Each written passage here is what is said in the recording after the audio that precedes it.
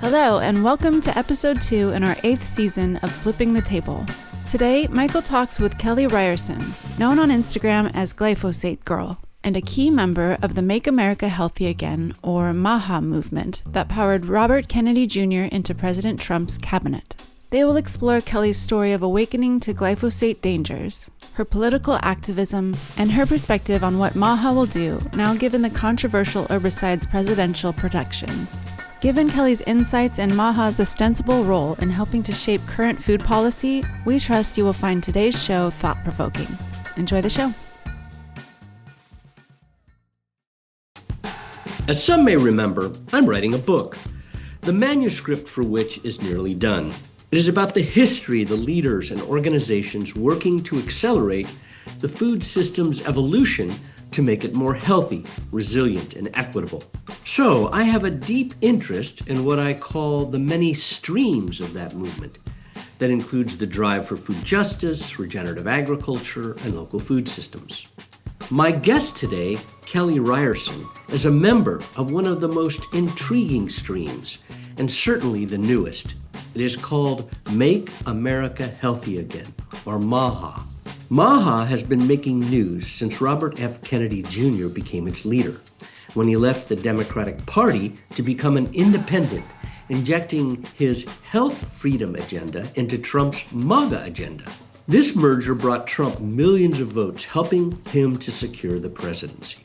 And this won Kennedy his role as Secretary of Health and Human Services, placing him in a position to help the loosely organized MAHA coalition influence food policy because his department appoints the leadership of the Food and Drug Administration. It also allows him to engage and influence USDA's leadership.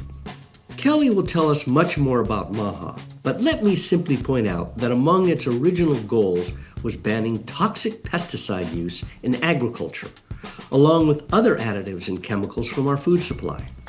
Known on Instagram as Glyphosate Girl, Kelly blogs on her website, Glyphosate Facts, and is a disciplined activist who has dedicated her life to winning a phase-out of the most widely used herbicide on the planet. In February, President Trump signed an executive order that deems glyphosate as critical to national security and potentially protects its maker from lawsuits. Lost court cases have already cost Bayer $11 billion since its purchase in 2018 of Monsanto, the infamous company that originally created glyphosate as a pipe cleaning agent. This year, Bayer set aside another $12 billion for future settlements. This is after buying Monsanto for a reported $63 billion. So such an immense set of expenditures indicates the gargantuan amount of glyphosate that must be sold annually across the planet. With a BA in economics from Dartmouth and an MBA from Stanford, Kelly does her homework. She lobbies frequently in Washington, D.C., and is an activist to be respected by any proponent of glyphosate. I met Kelly in 2024 when we were both part of a group of people invited to speak at the screenings of the informative feature documentary called Common Ground about the emergence of regenerative agriculture. I saw firsthand Kelly's passion, intelligence, and dedication to her cause. I know you will too in our conversation today. So let's begin. Kelly Ryerson, really great to see you after so long. Welcome to Flipping the Table. Thank you. I'm so happy to be here. I always like to start with the origin story. So, tell us about your upbringing, your early experience or education, and, the things that happened to you in your adult life that brought you to become this advocate for a reduction in the use of glyphosate around the planet. Yeah, it is not something I ever had on my radar, let's be certain to say. I grew up in the San Francisco Bay Area. My dad was in the Air Force and my mom was a teacher, and she was very much mom of the early 70s. And so she had us eating really cleanly. It wasn't something I really appreciated at the time, but that was sort of the mentality back then. We never had artificial dyes or anything like that in our household, because at the time, in the media, they were talking about how that probably isn't healthy. And so grew up in that situation, and actually had some digestive problems all through high school. So started getting interested in what might be triggering that, and wrote in my high school newspaper. I had a nutrition column, and which is so funny to look back on. I actually wrote an article about why McDonald's isn't good for your health, which in the mid 90s was a thing. Wow. That was unusual. And I actually had the article pulled because it turned out McDonald's funded some of our computers at the school. And so I ended up writing my college application about not wanting to be silenced. And so I went to Dartmouth. I studied economics, and then from there went into finance. And so I was in investment banking. And I always had this really great interest in actually space travel and privatizing the space industry. And so I had studied physics and astronomy and worked as a space camp counselor, and then later went and worked for NASA in the commercialization office to try and figure out how we can basically do what Elon Musk does now. And so my focus really was outside even of this planet. And so I had my 2 kids, was living in San Francisco, and in a very gradual way started losing my health in my mid-30s. And there was really no particular reason why all these things were happening from the standpoint of looking at my lab. So going to the doctor didn't really reveal much. So I was having exhaustion, severe exhaustion and rashes, and my eyesight was going. I had digestive problems. I had neuropathy and heart palpitations. Just my body really was it was so extreme that it got to a point where I wasn't able to walk anymore because my exhaustion was that much. That must have been terrifying. It was so terrifying. And once again, I was in the Stanford system basically, and seeing all these specialists, and they kept on telling me it was psychological, which was so offensive. And telling me it's because I was a new mom. And I went into this MRI finally. It was like a 2-hour full body MRI because I couldn't walk anymore. And I was like, okay. So I was in this MRI, and I was so scared about what it was going to show because I was pretty sure it would probably be MS if I couldn't walk. And so I started bargaining with God, and I was like, if this comes back clean, then I'll do something to help people. Or, it was some deep moments in that loud MRI. And so it came back clean. I couldn't believe it. And I went to see a psychiatrist. I'm like, well, what if this is all psychologically induced? That's what they're saying. He ran the first blood work for me, and it showed that actually tested vitamins, and it showed I was entirely nutrient deficient. So I had no B12, my D was 0, my vitamin C was 0, my thiamine was negligible. So I had scurvy. I mean, I was such a third world person of starvation, effectively. And so from that point, I was like, okay, something really needs to change. A new doctor told me to try and give up gluten, and maybe that would make things better. And it did. And then I got really deeply into the gluten sensitivity world and went to a conference at Columbia where they were talking about gluten sensitivity and celiac disease. And why there's so many, the numbers are raising so much in those 2 conditions. And so I went to the microphones and I said, well, do you think that on the farm anything's happening that might be contributing to it? Because it's strange that some people have trouble with wheat, and they didn't know. And then... What year was that, may I ask? So that was in 2018. 2017, okay. Yeah. 2017, okay. And a scientist came up to afterwards, someone from General Mills found me at the conference and said, actually, yeah, they're spraying Roundup, glyphosate on our grains right before harvest. And I was like, well, that's terrible. That seems like there might be something there. And he said, well, it'll take 2 decades to get them to change the practice. So, there's nothing we can do.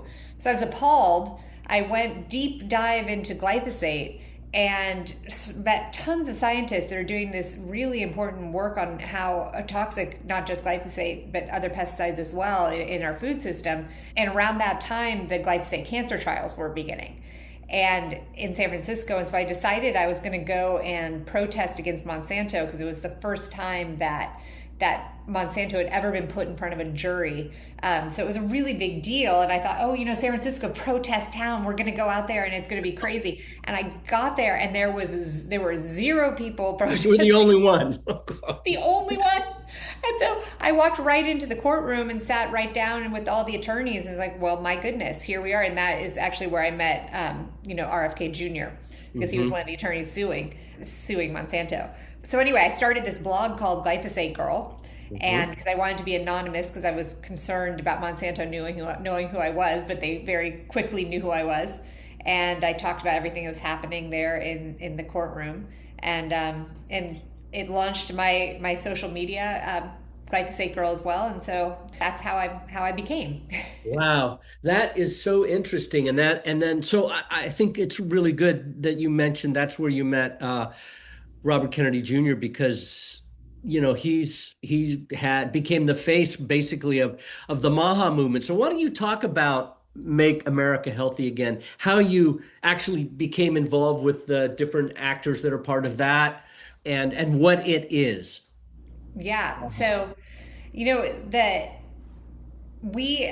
worked for many years in DC trying to convince lawmakers, basically of Democrats, because they're the ones that would take the meetings, of the concern around pesticides and toxic exposures, and of course our farming system, that's a dismal house of cards. And didn't obviously get very far because it just hasn't been an issue that people really wanted to focus on, especially the Republicans. But I became friends with RFK and know he very deeply. We actually, just sitting in the courtroom, there was a moment. It was very clear to me just how deeply he felt this food and especially pesticide issue. He's super concerned about pollinators, for example, like very deeply concerned. And so all of these things that really resonated with me, not just me, but I think a lot of people that are frustrated to see our beautiful world just being destroyed. And so when he announced his run for president, the independent run, a bunch of us flew to Boston for the exciting announcement, and we're like, oh my gosh, we're going to have someone at the table that is not corruptible in the way that current politicians are, because he's not going to be taking money, given he's the one that calls out the corporate capture of our agencies. And so this seemed like a wonderful, exciting thing. And actually, I think that he got more supporters than a lot of people would have thought. And because there are just so many of us that are desperately looking for someone to actually do something about this crisis. And so then, naturally he switched over to run as a Democrat and just trying to get on to, well, actually he originally did that, and trying to get onto the ballot. The DNC just kept on fighting him at every point on every state to get him off of the ballot.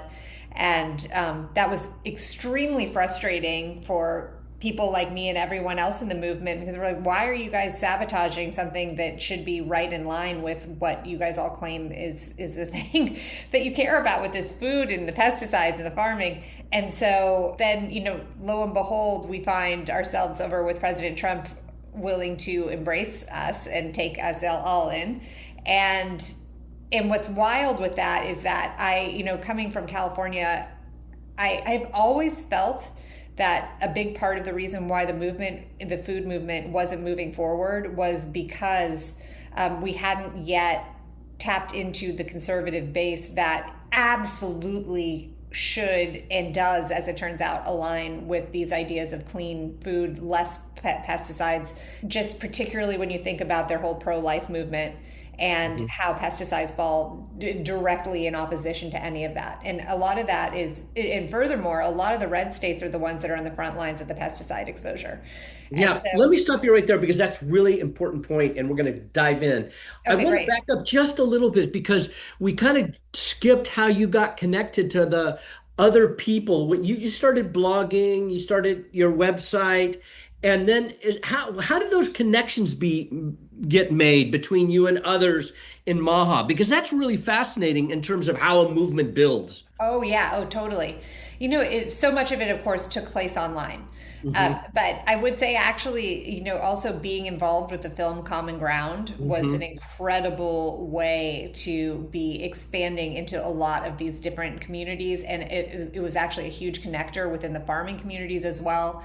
And there aren't really, and this is where, thank goodness, we're in the age of social media, because it would have been hard to find as many people and rally people together as much as happened in this case, because they're just, and mostly, and it's been talked about, the MAHA mom, there's a lot of desperation around sick kids. And that is something that I have talked about just because my own two kids had issues that I was only able to heal through functional medicine. I am definitely, it seems like most moms I talk to now are having this issue with their kids. So finding that cohort of moms that are really concerned was not particularly hard. And and also there's this huge movement in Gen Z, especially among the boys, who are extremely concerned about their testosterone levels crashing. It's just, the numbers are frightening with that generation. And so then tapping and realizing that we have something in common with that young bro culture that is very focused on, they're eating super cleanly, they're drinking out of glass bottles, that type of thing. And finding those people, and finding Joe Rogan coming into the picture, and Jillian Michaels, and all those wellness and the biohackers joining on too, and finding this surprising coalition that actually totally makes sense in numbers. And really that was happening through social media. We hope you're enjoying this conversation of Flipping the Table. Please subscribe to this podcast and write us a brief review and give us a rating. These help us to improve the show and to build our audience. More listeners will help grow the movement to make food and farming solutions to many environmental, health, and social problems we face. It's easy. Please subscribe, review, and rate. Now back to the conversation. So let's go back now to what you were just saying about this link up, because we see the same thing. There's this merger, kind of the left and right merging around food systems and healthy food and all of that. And so you mentioned that the farming community is the place most impacted by all these pesticides, and the cancer rates in these states are very high and linked obviously to all the chemicals in their environments. That got Kennedy into the Trump world.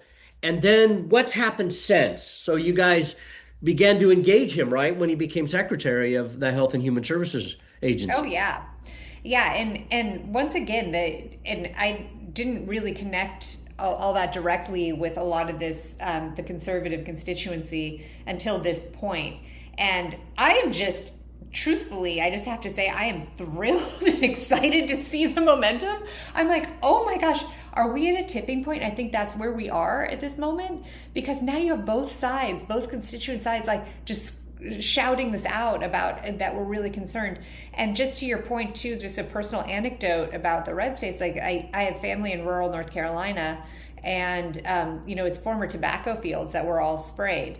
And so the well water in that town is completely contaminated with horrible pesticides, and the cancer rate is through the roof. And my father-in-law died of an ALS-like disease that was from pesticide exposure. So you go into these rural farming communities, and it's dismal. It's so sad, and that is a lot of conservative land, or where the constituents are Republican. Anyway, so Secretary Kennedy, so Bobby gets put into HHS, and we all were thrilled to be contributing to what were the two MAHA reports, they were called. So the president called the MAHA commission together, putting the heads of the various agencies into one room, basically to discuss, okay, why are our kids sick? And then secondly, what's the strategy going forward to do something about it? And so we were able to have a lot of discussions around that. And in the first MAHA report, we were thrilled that it mentioned that they needed to look into glyphosate and atrazine as two big problems, which are the two most used herbicides in the country. And by the time the second strategy report came out 3 months later, those had disappeared, and there was no longer concern about pesticides, specifically because the Farm Bureau called up to the White House and said, no, this can't happen. So USDA had used their cards to change it. That's right. That's what happened. And, it was really disheartening.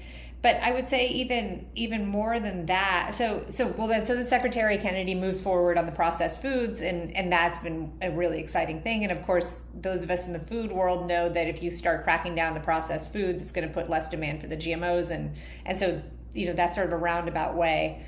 The second strategy report talked a lot about soil health. That's something that we were, and my team was advising on, because that does not seem to be very controversial as long as you don't mention pesticides. And so can you improve soil health? And those of us who know that you can't be killing the soil with pesticides left and right. So, but yeah, I mean, so the movement continued to rally around, as the food dyes made a lot of highlights. But it definitely goes much farther than that. And it's been interesting to watch how much leeway really has been given to push back on big food versus, say, big ag specifically. Like, there's been a lot more backup behind pushing against big food than pesticides. Yeah. So let me stop you there, because that's interesting, because there is a difference there, right? I mean, the agrarian communities of the country that vote very much for the Republican Party is where the farms are. And so there's probably some real care about trying not to upset them too much. And that's not going that well, given tariffs and all that other stuff. But there's a problem there. But I want to get into, so you've described how taking on big food is kind of a roundabout way to deal with some of these, what you care about most, which is the pesticide issue. So when the president signed that executive order in February protecting glyphosate as a national security issue, what came up for you personally, and what are you hearing from your colleagues in the MAHA movement, and what do you think is next? So that executive order blew my mind, mostly because I actually understand that glyphosate, you can't pull glyphosate away immediately, because that actually would be catastrophic to a lot of our farmers. But there are a lot of things around that should be done that would get people off of glyphosate. But over time. But the thought that there was any need to do something as dramatic as an executive order, specifically with the pesticide that is the banner pesticide for MAHA, was so offensive and so directed at us that it really just, it blew up a bomb basically in our community. And I am still somewhat in shock, because even if that, and this is the way I think of it, if glyphosate is that important, okay, and I would say right now we are dependent on it. There was no need to do an executive order to double down on the importance of glyphosate. That could have been done very quietly, and this instead, what it was a signal over to Congress that was right then negotiating the Farm Bill and the pesticide liability shields that they're putting into there. It was a signal to the Supreme Court that they hope that the Supreme Court comes out in favor of Bayer with the cancer cases coming up. And it was just a really huge slap in the face that I'm not sure that the administration can come back from. I mean, it would just take something so huge that's pro-MAHA anti-pesticide to do anything about it. I mean, this puts RFK in a tough position with you all. Are you guys having conversations with him or his department and getting any sense of what might be done at that level? So he is unable to touch anything with pesticides, is what we've learned.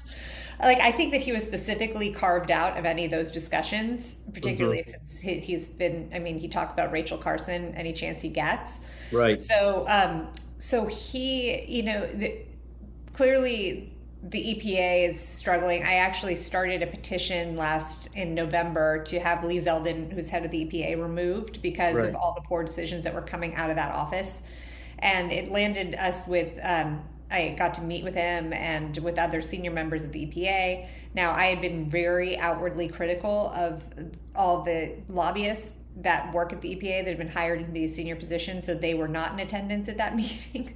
And but it is so incredibly stacked over there, and it's just so distressing. And and similarly over at the USDA, where the Soybean Association, it's sort of like status quo with that, but it feels especially bad, maybe just because Secretary Rollins has repeatedly said she's a MAHA mom. And so to see just the lack of enthusiasm for moving us towards a non-toxic food system is just so disheartening. But I will say that people, though, the MAHA, we in MAHA are not sitting around blaming Kennedy for this just because it's not in his purview, because we know if he were head of the EPA, it would be a different story. Yeah, I think that's probably true. So you said something important. You said you don't think that the administration can come back from this with the MAHA moms and the MAHA movement. Do you have plans as a movement to become involved in the midterms or in future elections, or are you staying away from that? What are your thoughts? I mean, you've got actually I jumped. I'd be really interested to hear what your experience of Zeldin was like. And if you've met Rollins, what you think. I mean, are those conversations interesting? Do you hear anything in them that gives you encouragement, or is it not that way? With Zeldin, I actually felt, and I think that this must be true of all political appointees to these specialty places. I think that Kennedy is unusual in that he's really thought a lot about health and food, and so that kind of makes sense. He sort of came in with an opinion. My sense with both Zeldin and Rollins is that they didn't have background in agriculture or chemicals, and so whatever their intention is, they're at the mercy of whoever's around them. And my feeling with Lee Zeldin was that actually he seems like a well-intentioned guy that actually had some record when he was in Congress of regulating PFAS. And in the discussion, it seemed like he maybe had recently learned things about how pesticides were used. Like he said, do you know pesticides are used in organic farming? And I was like, I do know, but they're different pesticides. And so my feeling is very much that the buck stops with him presumably, but I actually think it stops at the White House. And I think that the people that were appointed there had no business being appointed. So the discussion was very fruitful, and it was an hour-long discussion of specific points that we would like to have made. It was like, don't bring back dicamba, and then what happens? Dicamba comes back. And Right. so I just feel like no matter what his personal intention might be, I don't know whether this country is at such a point that we're so captured that there's no hope. That's what it's feeling like as I get closer into it. Like, I feel like at this point I've stared at the belly of the beast and it's everything that we thought. Where it just is using our politicians as puppets. I mean, So it's really about corporate capture. It's about corporate capture. It's just 100% corporate capture. I don't think any of these people are particularly evil. Although I don't know, some of the lobbyists that come in and are willingly pushing forward to move forward carcinogens and endocrine disruptors, I do wonder about them. The lobbyists. Well, then maybe they don't believe it. Maybe they don't believe They might not believe it. It could be cognitive dissonance is just, not willing to accept. And actually in some cases when people, because you go and you probably know this, you talk to some farmers and they don't believe that they're getting sick from the pesticides. Like they don't think that can be. And whether or not they don't want to know or they really don't believe, I don't know. With Secretary Rollins, I still am holding some hope that maybe something more will come out on a regenerative package from them, because this first year was just supposed to be a pilot. And we've been trying to get in there. We really like some of the people at NRCS that are doing a great job. So I have some hope there, but you can only do so much without all the agencies working together. Yeah, it's true. It's complex, and money has so much influence on our policymaking today in the food system and every system, energy, it doesn't matter. Do you believe that the MAHA mothers around the country are going to say, hey, we've got to find an alternative, a person to represent us, not talking about the agencies, but in terms of the White House? You think that's possible? Well, I think so, but I think more importantly, I think that the MAHA contingent just won't vote. Like, I think this was an unusual time because we've felt that there's not, if your issue is food and health, this was the first time that it really was front and center that generated a lot of people to go and vote. Just the disappointment with this, but not just this, once again, I have to say it's both sides, just because I've worked with both sides. Like going into Amy Klobuchar's office and talking about how there are all these heavy metals in baby formula and how horrible that is, and they're supposed to be working on baby food, and it's like that they don't care about this, and it's so tiring. And so I think more likely people are just going to go back and continue the consumer push and just the general momentum, which is wild. And I think that, to your point, this just shows the massive capture of our elected officials, because this is a very winning issue. And the polls have shown that for both sides, this is a winning issue to take on: clean food, clean water. And it's amazing that more politicians aren't making it their core platform, because it's just so winning, whether they do it or not. I mean, I just think it's such a winning issue. So whoever it is that's the presidential candidate, and I am hopeful that with the next round of elections, that it's going to have to be a point of discussion now, which is something it just never used to come up on the presidential debate stage. Right. And so I think it might be loud enough, and you have mainstream media. I couldn't believe mainstream media is now talking about glyphosate after, shushing us for so long. When the New York Times is writing a lot of articles about glyphosate, I'm like, oh, good, this is becoming a thing, more raising in the public consciousness. Mm-hmm. So, I mean, in a way, you've been very successful, because just to break through the noise in the media is a huge step. And as you said at the beginning of this conversation, when you were talking to the person at the trial in San Francisco from the food company, he said it's going to take 20 years to turn it around. So, you're 10 years into it, you're halfway there. And so, I mean, I have to say, you've done a great job in terms of making this issue front and center for a lot of people. So when you look, the next 10 years, what do you see yourself doing? And what are the milestones you're going to look for in the next 10 years? That's a really good point, because we are halfway there. And you know what? I do think that there is a chance by the end of this administration that we will have gotten rid of pre-harvest desiccation with synthetics. I think that. Yeah, tell people what that is. That's a really important thing. You mentioned. Yeah, so this is a point. So this is where a lot of our exposure to glyphosate comes from, but it's not just glyphosate. Actually, it turns out it's paraquat as well. So before harvest, some farmers will spray their crop, their grains, with glyphosate to dry it out and make it easier to harvest. That glyphosate then ends up directly in our food supply and in our bread and everything, in the grains. And in the case, and also in legumes, because glyphosate's used there too, and as is paraquat, which is connected to Parkinson's disease. So that is a practice that is relatively new and totally unnecessary exposure to us, because farmers can still farm and harvest the way they traditionally did. There's no need to be spraying. So that is something that actually has been a big MAHA issue, not just MAHA, but I think all of us basically in the food and pesticide world has thought this is crazy. The EU recently banned the practice, and so we would like to follow that too. And I think it's something we might actually be able to achieve. So that would be a really huge, major milestone to basically ban desiccation with the use of these two pesticides. I mean, that would be really, really big. So that's something that I feel like we might be able to achieve. For me, going forward, I'm sort of at the point, I've been a pesticide activist, and I feel like this has been a surprisingly fruitful in some ways time, as you say, to raise public awareness, and I'm happy to do that. Where my heart actually lies and where I think the future is in regenerative agriculture and supporting the actual farmers to make this transition rather than the battle, because it seems like that battle might go on forever. And so empowering farmers to make the change and become independent off of the system, to me, seems like the future for our country. I really appreciate you saying that, because I feel like the farmers are in a vice, because first of all, they were taught to do this in the ag schools and by all the pesticide companies that send out and lecture and do educational work. And, the policy in the 1970s became get big or get out. So they've been put into a certain vice. This concentration is hollowed out the rural economies all over the country. And all the concentration has made it harder and harder for people to make a living unless you're really big.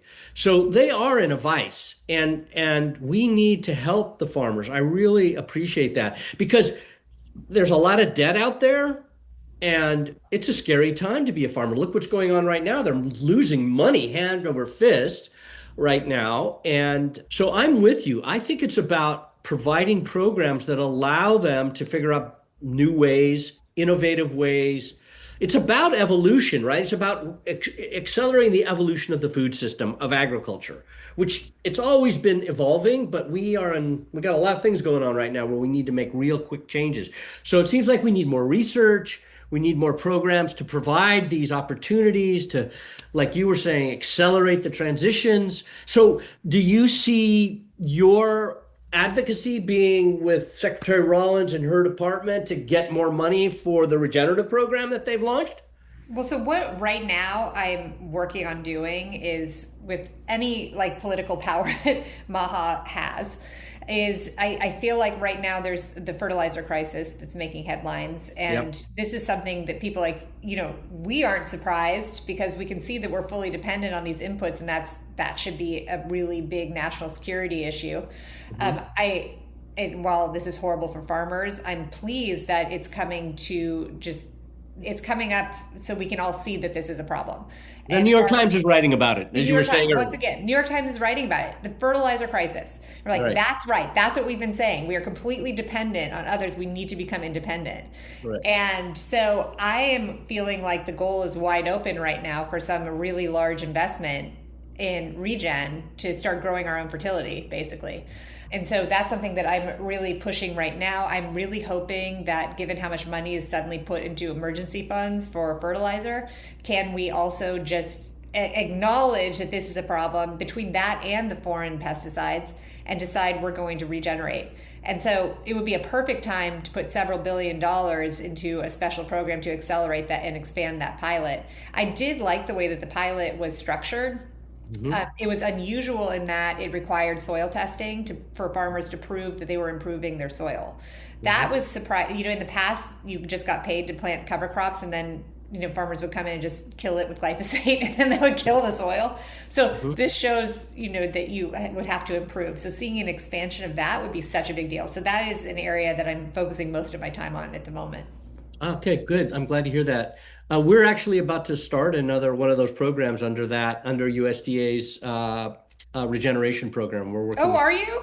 Yeah, to promote regenerative ranching to beef and bison producers. Oh, amazing. Yeah, so I'm really excited about that, and I'll keep you posted on that. And we're also launching a campaign called Vote for Your Food, which is not just about ballots. You can vote with your time, you can vote with your feet, you can vote with your dollars. So we're going to be launching a national campaign to promote the idea of right and left coming together around the food system. And I'd love to call on you when we do some things in the East and in California and the Midwest. It'd be lovely to have you participate and talk about what you've learned over the since 2017, doing this work and working with right and left. It's so important. Totally. And I'm so excited you're doing that because I do feel like this is people versus poison. Like we can't let it be divisive. It just has to be all of us. And I think it can be. I actually really think it can be. And that's super exciting. We're doing a huge rally, which of course you and everyone are invited to in DC on April 27th. And it's literally called The People versus Poison. It's bipartisan. It's not branded. We're going to go to the Supreme Court because there's the big bear cancer case and we want to shake the inside by our voices inside of the Supreme Court. So we're really excited. It's going to be all the usual people that have been working on this issue and MAHA and everyone. And I'm hoping that that's the beginning of this real unification that just carries forward on both sides. Well, it turns out I'm going to I'll be coming north out of Atlanta. I'm going to go down and see Will Harris in Georgia, and then I'm going to see Mary Berry in Kentucky. On my way back, which is on the 26th, I'll come to DC and join you guys. Yay, perfect. You can come. Yeah, That's awesome. Yeah, that is exciting to know. Okay, I didn't know about this. So April 27 in DC. Invite anyone who's listening to come, a place where we can bring the rural communities, the urban communities, right and left, people that love the food system, love farming, want healthy food, can all come together at that time. That is a fabulous idea. And will there be speeches and all that? Yep, we're going to set up a small stage in front of the Supreme Court. Right. Media's coming. And there'll be people giving speeches, and I think we're going to have a few Congress people speaking too from both sides about the importance of this. And I think will Shelley Pingree be there? Do you think? Oh, she definitely will be there. Good.